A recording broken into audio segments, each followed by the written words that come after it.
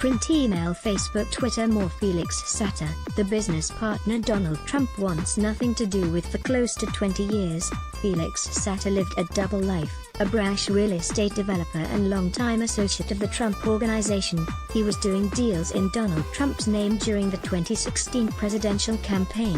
Sater was also secretly working as an informant and asset for multiple U.S. intelligence and law enforcement agencies, helping track down and catch mafia gangsters, cyber hackers and terrorists. In his own words, Sater was building Trump Towers by day and hunting bin Laden by night. Four Corners traveled to New York to speak with Sater about his business dealings with Mr. Trump, which are now part of Special Prosecutor Robert Mueller's investigation into Russian interference in the 2016 election. Sater claims he is just an ordinary man who has lived an extraordinary life. In 20 years I've done a variety of many different things with the US government, both with Department of Justice, CIA, FBI, Secret Service, he said. Sometimes very common people wind up in very uncommon situations. Among the cast of unusual characters in Mr. Trump's orbit, Sater's story stands out. Recently unsealed court documents co-signed by former President Barack Obama's Attorney General Loretta Lynch validate his incredible tale. Felix Sater provided information crucial to national security and the conviction of over 20 individuals, including those responsible for committing massive financial fraud and members of La Cosa Nostra. He passed on specific information about key leaders in Al-Qaeda and affiliated groups, including information that could help the United States locate those individuals. The documents read, Sater's family emigrated to the US from Russia when he was 7 years old. He grew up near Brighton Beach in Brooklyn, New York City, an area notorious for its concentration of mafia gangsters and Russian mobsters. At 18, Sater worked the Wall Street trading firm Bear Stearns. In 1991, in a bar fight, Sater attacked another man with a broken margarita glass.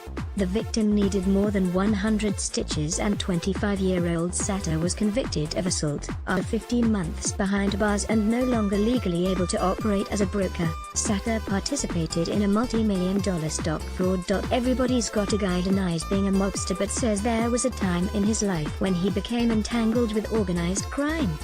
As we used to say growing up, everybody's got a guy, he told Four Corners. There was an incident in my life they were involved in, but that doesn't make me mob-linked. As part of a deal with the Justice Department, he avoided jail time for the stock fraud by becoming an asset for U.S. law enforcement. Sater claims his work for the U.S. government had already begun. Everyone says that I did it to get out of jail. That's not true, I did it before anything ever happened, he said. Trump biographer Tim O'Brien questions the deal struck by Sater. He would have gone to jail but for the fact that Felix had a lot of interesting information that the US government wanted, he said. The interesting thing about that is, how did Felix get that information and where did he get it? Felix had gone back to Russia, had gone to Moscow, and obviously had contacts somewhere in the Russian government, where he was able to get not only credible, but actionable information. O'Brien and Sater have history. In 2009, Sater testified as a witness for Mr. Trump in his long-running $5 billion libel lawsuit against O'Brien. Mr. Trump had alleged O'Brien had deliberately underestimated the businessman's net worth in his 2005 book, Trump Nation. Mr. Trump eventually lost that lawsuit in 2011. Sater assisted authorities for another 2 decades.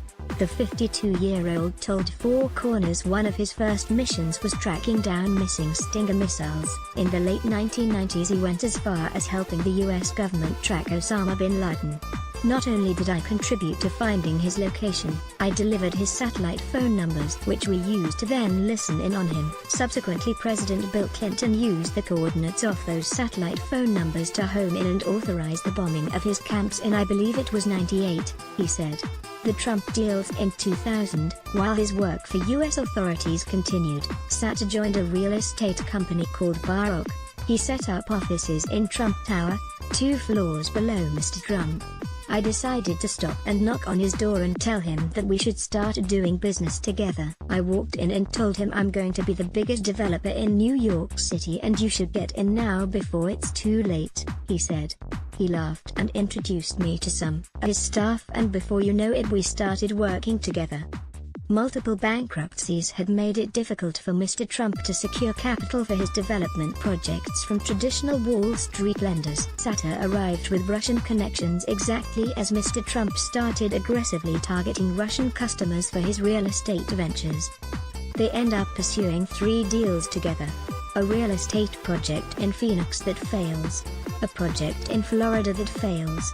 Then ultimately the Trump Soho in Manhattan, which opens to great fanfare but also ultimately fails. O'Brien said, "It's these deals, in particular Trump Soho, and allegations of laundered Russian money that Mr. Mueller is now believed to be looking at closely.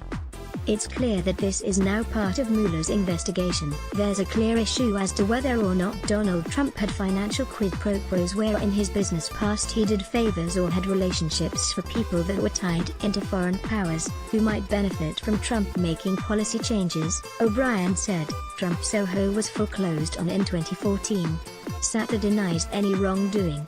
Despite their obvious close working relationship, on multiple occasions Mr. Trump has said he barely knows Sater. In a sworn deposition in 2013, the future president said if he, Sater, was sitting in the room right now I really wouldn't know what he looked like. When Four Corners questioned Sater about Mr. Trump's refusal to acknowledge their business relationship, he said the subject made him uncomfortable. "You should ask him. I don't speak for him," Sater said. O'Brien said the US president simply doesn't want to admit what he knows about Sater. It raises the question of why Donald Trump as a business person would get into bed with partners like that. "I don't think he thought a lot of these things would ever come to light," he said. Diplomacy and development in Moscow. Sater continued working with Mr. Trump, including during the presidential campaign in 2015, when he and Mr. Trump's personal lawyer, Michael Cohen, began work on new plans for a Trump Tower in Moscow. In a November email to Mr. Cohen, Sater wrote, "Buddy, our boy can become president of the USA and we can engineer it. I will get all of Putin's team to buy in on this." In late 2015 Mr. Trump signed a letter of intent outlining the terms of the licensing agreement for Trump Tower Moscow. Sater went so far as to try to get the then US presidential candidate to Russia to meet with Vladimir Putin in Moscow for the building's launch. "We were hoping that he would go for the ribbon cutting of the project, and we would try to get both him and Putin on stage for the ribbon cutting," he said. In the end, the deal went nowhere. Pressure was growing on the Trump campaign over his overseas business deals and Mr. Trump publicly distanced himself from any association with Russia. So where has this left Sater? A man who has been many things in his 52 years, a stockbroker, a criminal, a real estate developer, an intelligence asset and a hunter of terrorists. For now, he remains at the center of the biggest story of the century, with Mr. Mueller circling. It feels stranger than anything you can ever imagine. It's just wild. You wake up in the morning, you look in the mirror and say, "Wow, is this really happening? All I wanted to do was build the tallest building in Europe and make a ton of money. If I could have gotten Trump and Putin on the same stage at the ribbon cutting, what a home run. How was I supposed to know that those emails to Michael Cohen would put me into the biggest political controversy since Watergate?" For the record, Sater said he doesn't believe Mr. Trump colluded with any foreign powers. "I just wish that the investigation concludes properly, honestly, fairly, after everything has been figured out. It's my hope that somebody that I know and worked with did not collude, and certainly I hope that that's the result," he said. Watch part 1 of Trump/Russia, Follow the Money at 8:30 p.m. East on ABC TV and ABC iView. Print, email, Facebook, Twitter.